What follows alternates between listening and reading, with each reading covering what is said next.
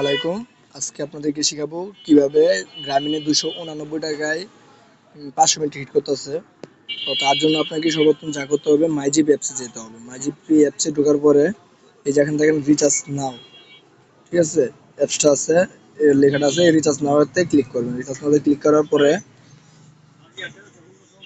তো এখানে দেখেন ইন্টার নাম্বার। তো এখানে আপনি যে নাম্বারটা অফার দিবেন, আমি একটা নাম্বার লিখতেছি, ধরেন একটা 013 আছে, এই নাম্বারটি লিখলাম। আমি নাম্বারটা লেখার পরে কন্টিনিউ দেবো। কন্টিনিউ দেওয়ার পরে এখানে দেখেন অ্যামাউন্ট শো করতেছে। অ্যামাউন্ট শো করার পরে এই যে এখানে এটা কেটে দিয়ে এই যে এখানে দেবো 319 টাকা। এই দেখেন 319 টাকায় 500 মিনিট দিতেছে, কত সাথে দিতেছে 30 টাকা ক্যাশব্যাক।